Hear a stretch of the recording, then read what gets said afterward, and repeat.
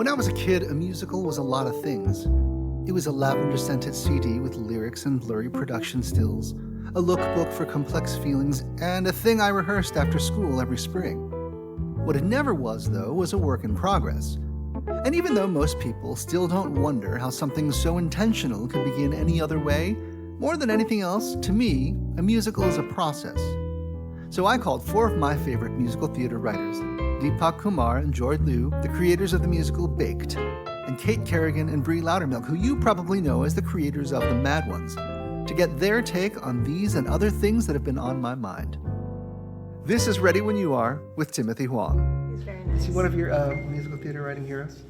I have lists of people who are my heroes, like creatively and interpersonally, Okay. and Yes. and then there's Well, the let's list break of that people, the extraordinary list of people where they're just like extraordinary humans and also extraordinary artists, which I also like. All of that is valuable. It's okay. You can create amazing art and maybe not be the most lovely hang, and also like it's pretty dope if you can figure out how to be an amazing human in the world while also making art. Yeah. There's a couple of them. I mean, the answer is Lynn Ahrens and Steve Flaherty. Yeah, that's the answer. That's the answer. They're the best. They're the kindest. They're the most generous. They give so much time to younger writers. They always write back to your emails. They always show up, and they also are incredibly talented and really good teachers. Bree, what you were saying earlier made a lot of sense, but you didn't provide any examples. So I'd love to know, who your examples are. Have you ever, met a musical theater writing hero? A musical theater writing hero. I don't know. I think that there's lots of ways to engage with a musical theater writing hero. There's a musical theater writing hero where you're like, oh my god, I get to have a cheeseburger with someone who's really delightful. Or Who there's did you have a cheeseburger with? Like that you can just be like, oh, Stephen Schwartz, your cheeseburger is so good, or you can play on Alan Menken's piano and hear him and you're like, oh my god, you're my hero, you do these amazing things. And then there's a musical theater writing hero who is just a mensch who's just a delightful human to have a conversation with on a crowded subway car. There's just so many different kinds of musical theater heroes. But I think as KAIT and I talk about the greatest musical theater hero is the one I think who passes things down for a new generation and who really takes the time to explain what their hard-won knowledge, something Sondheim did and something the founders of the Dramatist Guild did and something that through the Dramatist Guild Fellows we got to do with Lynn Ahrens and Steve Flaherty and through other programs like Maury Yeston at BMI and and Stephen Schwartz through ASCAP and the ways that masters really take the time to sit and help you workshop new work and to share the lessons that they've learned. I have a sidebar question for you regarding Alan Menken's piano. Did you get to play Alan Menken's piano after you won the Alan Menken Award at NYU, or was that later, much later? No, they were pretty connected. Oh yeah? Okay. That's pretty cool. It was a nice piano. Right. So you met Lynn and nice piano. Steve while you were doing your Dramatist Guild fellowship. Is that correct? Yeah. And that was what year again? 2005-ish, Okay. 2006. And will you just please tell us again, because I forget, who else was in your cohort? It was Rachel Axler and Rajiv Joseph and Anna Ziegler and Scott Murphy and Nathan Christensen. Wow. And a few other people who we did not keep in touch with, but those are the ones that we kept in touch with. no, who wrote the tween musical? Oh yeah, Beth Falcone Beth was there Falcone. too. Yeah, Oh my Beth God. Falcone. Yeah, it was a big group. Not Jenny Gearing? No. It's so weird. I pictured Jenny Gearing being there. No. Maybe spiritually. Well, no, we did that other project with Yeah, her. That was fun. I kind of always picture Jenny Hearing somewhere. Yeah, she's just around. She's just probably around. here right now. What about you two? Have you had the good fortune? I mean, besides me. Yeah, obviously. I was going to say that. Oh no, you were not. I was. gonna say At first, I came up with this whole story about I bumped into Lauren Yee on the street and she was so chill, and then I was like, oh, you know who I should say? No. How did I first meet my first theater writing hero? Tell us about Lauren Yee. I have not spent a lot of time with her, but we were here for the NAMT festival several years ago, And we were just walking down the street and someone was like, that's Lauren Yi. And it was like, what? And then she was gone by that time. And then somebody else invited us to the Mai theater picnic. And then we got to actually talk to her and I was like, oh, this person's so chill. And we like exchanged numbers and it was like, oh yeah, come to the Exploratorium where I work in San Francisco. And she almost came and she almost brought her whole family. That's awesome. And then something came up at the last moment. I mean, to your point about people that like help us, like that just selflessly just come out into the world and respond to emails and help us.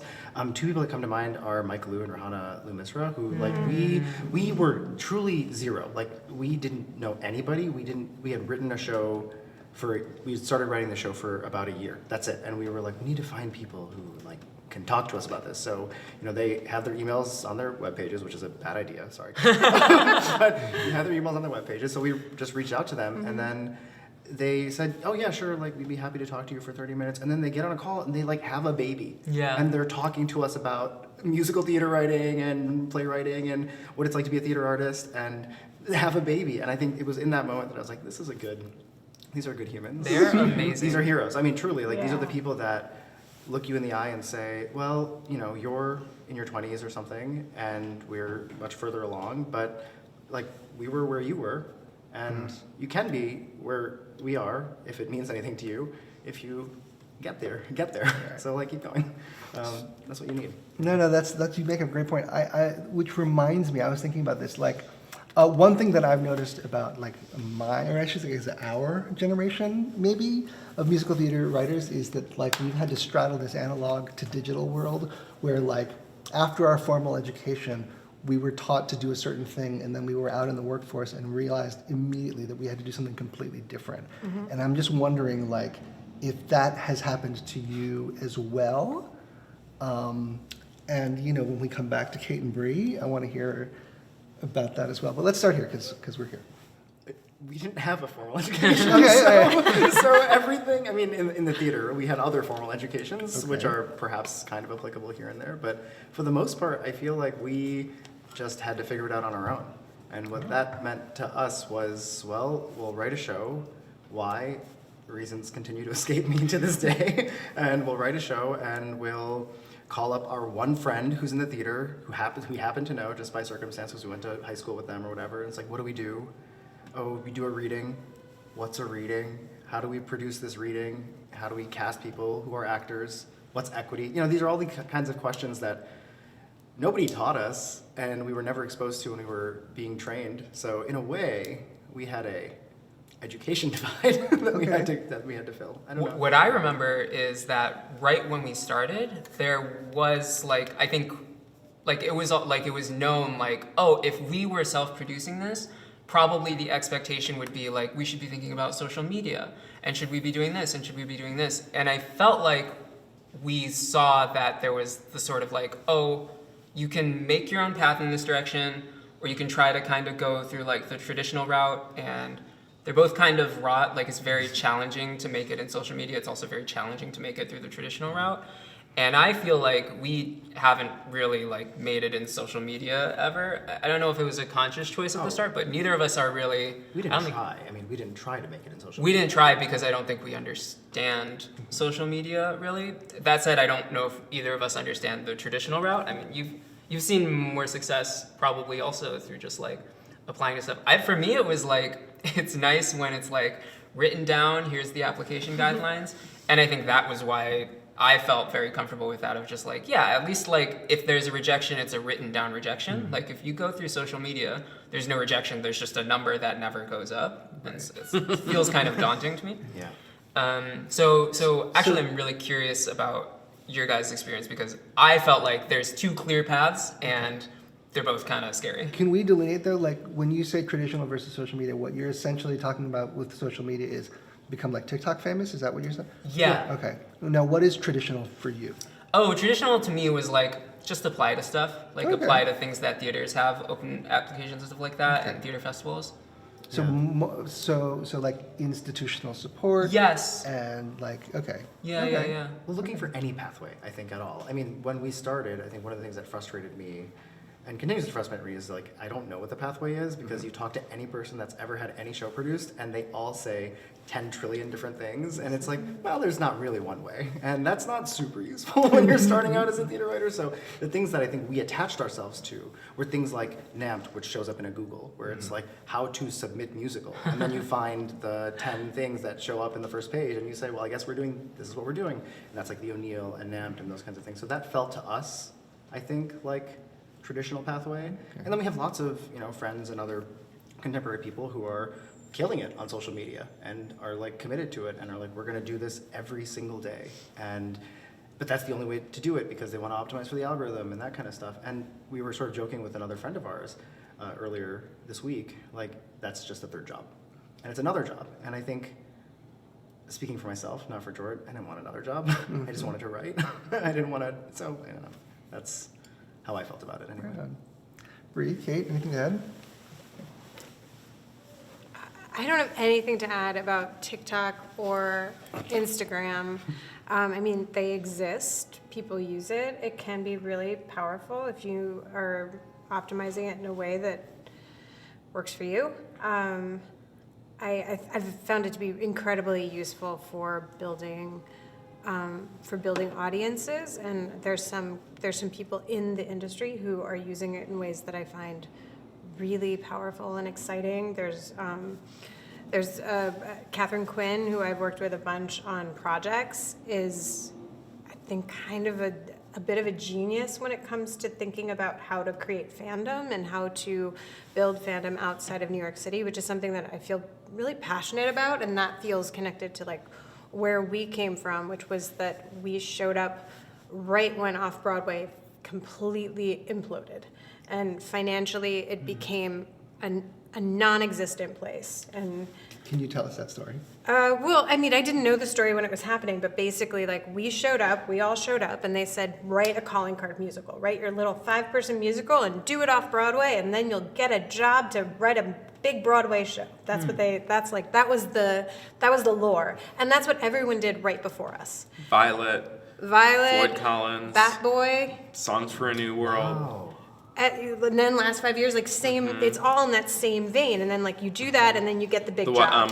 Lippa's Wild Party, Yep. like all of those off-Broadway shows, and Both- it's just right both before Wild Parties, just all of right that. before us. Yeah, Yeah, and Hello so- Again, all of those shows, that entire like era of musical theater writers, they had all of their shows produced off-Broadway. And they did, and it was about doing this like 5-person musical, or 4-person musical. Do the tiny version, and then prove you can hold stage, and then you will get to do a big show. You'll get this is the proof of concept, and then you get to do it. It's the mini heist and the heist.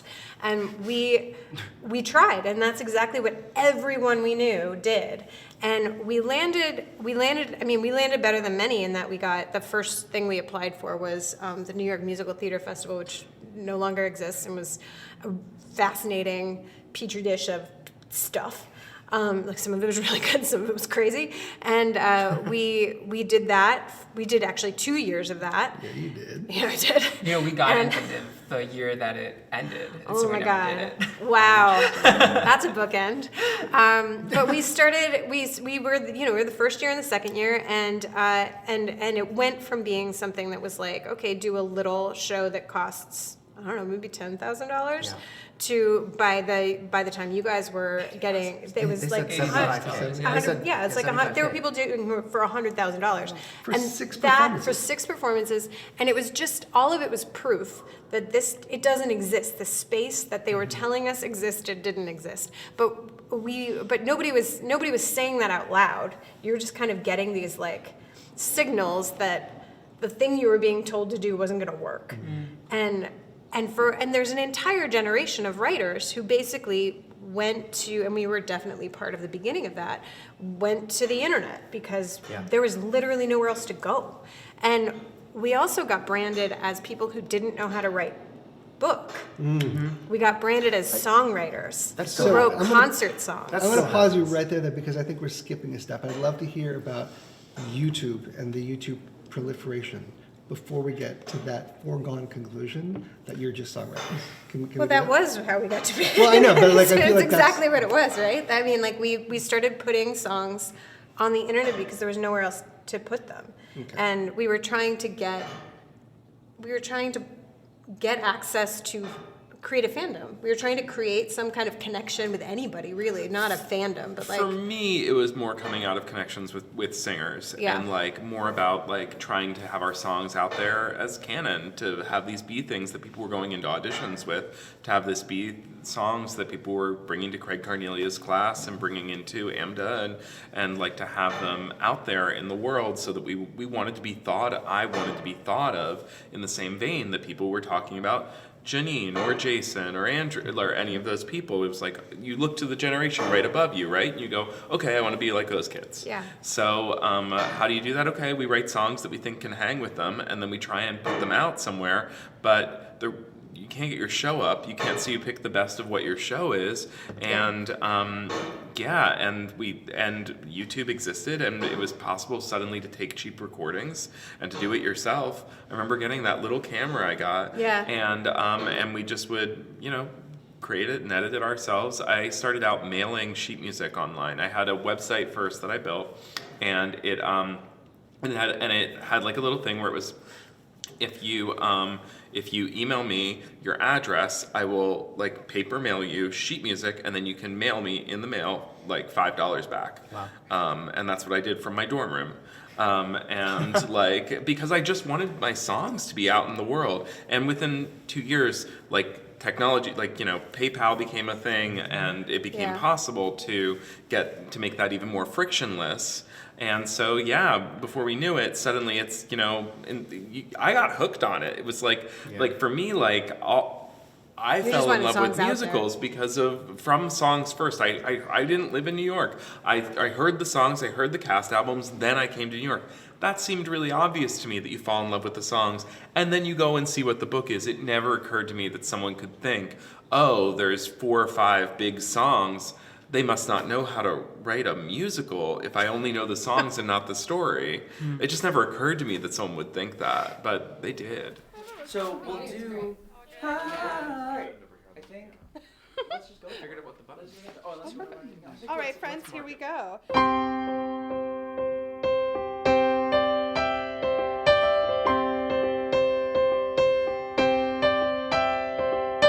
Run out to the wilds of these uncharted woods, out where you can hide from these unholy rules. Brand spanking new, babe, breathe in that cold air. Head to the forest, see what you find there.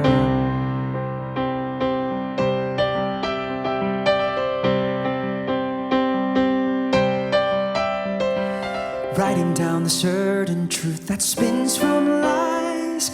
Scribble down the words most sure to scandalize. Dare like a devil and make an art of it. Shoot like an arrow straight to the heart of it. Write it all down so you never forget, never forget. Oh, write it all down so you never forget. Never forget, life could start right now. Out here, out here, out here. The fields are endless, the trees are endless. Out here, out here, out here. You're running breathless, ever restless, praying that something will appear. Is anyone else out here?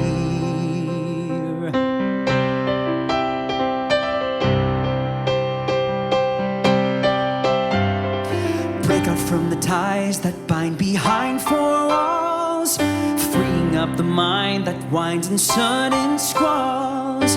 Shine like you're burning to light a bonfire, chasing a vision that sets your sights high. Write it all down so you never forget, never forget. Ah, write it all down so you never forget, never forget. Secure your fate right now.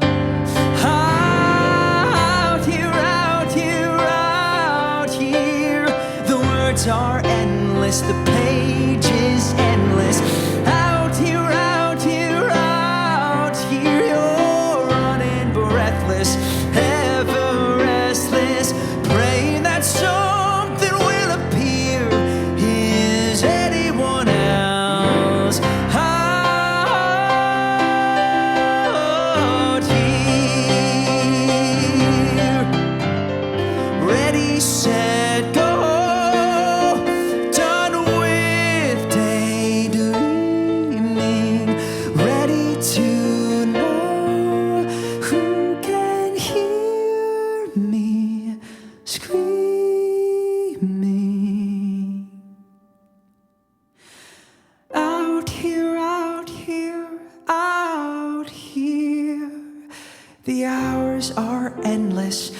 Days are endless out here, out here, out here. I'm running breathless, ever restless.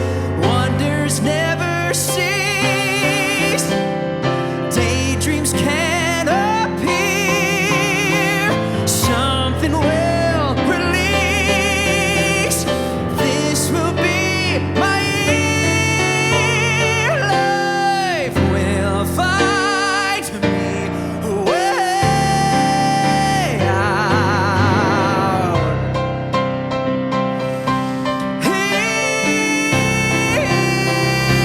Here.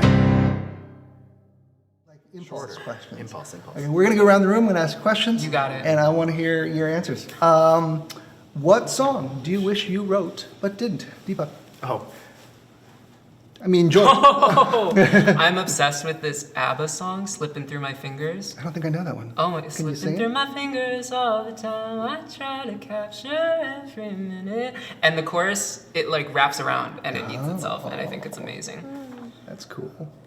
Deepak, do you have one? yeah, I think it's Stop This Train by John Mayer, which is going to make me sound like a real boy on this podcast, but it is what it is. Hey. What do you like about it? I'm like probably the age that John Mayer was when he wrote that song, and it's about not being able to deal with your parents dying, and it's like about growing up, and there's this line that's like, so scared of getting older, I'm only good at being young. So I play the numbers game to find a way to say my life has just begun. I mean, how many times do we say like 30's the new 20, Wow. 40's the new 30? And this is like a song from 20 years ago, you know, and he's at that age, and I feel like I'm sort of like, yeah, I'm in the 30s, like, but it doesn't matter because 30s are 20s now. And it's kind of true and it's kind of a lie. So it hits me hard these days. Right on. Yeah. Love that. Bree, Kate, either of you? I'll go with Defying Gravity. That would have been a lucrative one, right? That would've been really Better go good. with that or Let It Go. I mean, Yeah, honestly, you're right. this month I'd rather have written Bree Golden won this from podcast. K-pop. I'd love to write any song that, sure, makes that kind of money. for I mean, what it- sure, a B-track John Mayer. Okay. For what it's God, worth, I on love my you. list of songs, Run Away With Me is one that I wish I would have written. So there you go. Take it. It is mine now. Oh, It's mine. Kate, do you have one? I don't know. I don't know. The first thing I thought of was "Feeling Good," which is like weirdly a musical theater song, but like crossed over in such a massive way and is so interpretable and so simple. And then the second song I thought of, which is so random too, is "Still Fighting It." Which is, I By like Ben listened to not that long Ben ago. And Folds? was, yeah, Oh, yeah. it's a great lyric. And it's one of those that like I go back to and I'm like, oh yeah, that's real. I feel that one. Regarding like musical theater songs that have crossed over, we were just talking about how like, you can like just be listening to the radio and like Footloose will come on and it's like the weird. only like, it's just a bam bam working. Yeah. It's You're just like, like, how did we get here? It'll play, you'll hear like Soulja Boy and then you'll Yeah. hear Footloose. Yeah. Yes. It's always weird. My kid, like all of a sudden, my like 10-year-old will know certain songs. I'm like, how do you know that? And she's like, oh, we listened to it at gym class. And I'm like, what? What's the Vanessa Carlton song? Oh, 100, 1,000 Miles. Miles. I think that's a good pick too, because there are a few songs that come around where you just hear it and you're like, "That's a hit song." Like the second that it starts, you're like, and It's you know, such a and, hush. Hilarious. and she's having a lovely career. Like Vanessa Carlton is great. We love Vanessa Carlton, but also just a lightning in the bottle moment. There's just a song that's just a song. She's just an undergrad at Columbia, just writing like she was an undergrad at Columbia when she wrote that. Yeah? Yeah. Huh. And she had written one other song in her life, I believe, when she wrote that. It was the second song she ever wrote, I think. Yeah. And those two songs were on that first, maybe this is all fictitious, but I believe it was something like that. It was out of absolutely nowhere. And like she's talked about that, like that's just this magic song that just springs. And I think there's something to be said for creating a magic song. I do not believe Run Away With Me is a magic song. I think there's very few songs that are actual, like I think the song 1,000 Miles is a come on, I'm with that's a you. magic I'm song. with It's you. a once in a life, like, Yeah. The thing about every song that's like a magic song, though, is it is being responded to by a people in a moment, right? And so, like, one of the reasons that Run Away With Me is on my list is because it's a song that people responded to in that moment in the most beautiful, miraculous way. So like I'm gonna give you a little bit of pushback on that. Like I think it is a magic song. Wow. All right. It's very kind. Wow. I have one last question that's not on our script because it recently happened to me and I want to know if it's happened to you before. I've been there where like you're writing this thing and you sort of completely lost the thread. And then you like just like I muscled my way through it and I kept, because like that was something that I'd never done before. It was just keep working on it, just keep working on it. Because like I had the time, you know, I just had the time. And like the mark wound up to be a completely different location, the target. Yeah. But it became a thing that everyone else resonated with. And I'm sort of like, well, it's sort of a Franken song, but everyone seems to be. So like, has that happened? And like, how do you know? Like, did you know that was going to happen? And then are you comfortable with it? Like, what's the prognosis? I think it's like you're saying, sometimes you have to keep struggling with it, and struggling with it is the work. Like, you can't just walk away from something because you don't want to struggle with it. Right. You can walk away from something because you know that it's not going to work and you have to walk away from it. But yeah, I think how you know is it becomes revealed to you if you keep working at it. And sometimes keeping working at it, what is revealed to you is like, I need to let this go. And sometimes you keep working at it and what's revealed to you is like, oh, I just had to keep working at it. That's a fair point. I feel like, I mean, whenever I teach writing courses, one of the first things I make people do is like hand in a draft and then write it again. And the reason for that is because I think it's very easy to get attached to the thing that you have. And almost always, if you make another thing based on what you've learned from what you made, you'll go back to something and be like, oh, I missed this thing, and then you'll know that that was a helpful thing that you did, and that you should work from that. Or you'll have metabolized the information and make something new that is even that is better.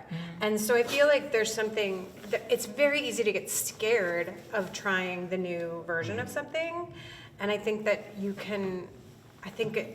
it will only inform the process. It'll only inform the thing that you ultimately make. And there's just sort of there's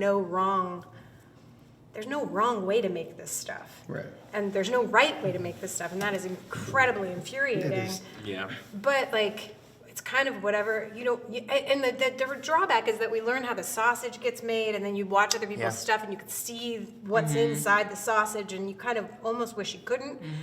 We were just talking about how we were like, I don't want to go into film. I don't want to go into TV and like now really understand. Television. Yeah. But now like I watch something and I understand so much about what I'm watching in a piece of theater, and I can see all the seams in a way that I couldn't when I was younger. And it doesn't matter how it gets done. It doesn't matter if it's a Frankenstein draft if it works. Yeah. And then if it drives you crazy, then you have to keep tinkering with But it. you can see the seams, and you can really learn to appreciate when it's so beautifully crafted. Because like sometimes you know the seams, they're like, I can't believe they did that. And that's also well, really and every now and then they too. really do like take you somewhere, and you're like, and it happens at a pace and at like an emotional level that you forget about it, and then it's even more exciting than if you didn't understand how it got made. My favorite Frankenstein draft is, I believe Dancing Through Life was 9 drafts. Wow. And if you think about it, if you look at it, it's totally classic Frankenstein draft. And he just made his way through those things. And it's somewhere around like the 5th or 6th, dancing became the metaphor. And it's because, if you look at what they're accomplishing in that sequence, it's extraordinary. And the only way they were able to do that was through dance. And so you see how you gradually make your way through, the other hooks in that show are all like based on these morality ideas, right? And that one, how do you end up there? Because in your 7th draft, you're like, well, this is all about that. We're gonna need to figure out how to make a hook about that. And just like the greats and the greatest successes, like I love having hope for the Frankenstein draft. I love it. I would love to hear your Frankenstein draft. They say musical theater's goose is cooked. It's the single most expensive entertainment per capita, and as such is risk-averse to the nth degree. But looking around this table, I see grit, self-determination, and hope. Conviction that original work is vital in the face of an industry who forgot that Phantom, Les Mis, and even Oklahoma were once new musicals. And that in turn gives me hope. We are Deepak Kumar, Jord Liu, KAIT Kerrigan, Bree Loudерmilk, and Timothy Huang. And we're ready when you are. Hi, everybody. Is this video? Yeah. Hi. Here, we might do mostly here, but I'll do a few inserts and things This too. is my good side. Great, perfect.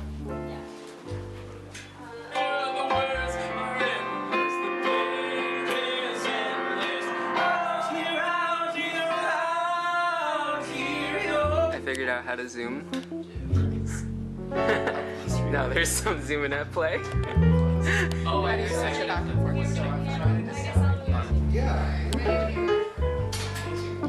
said it.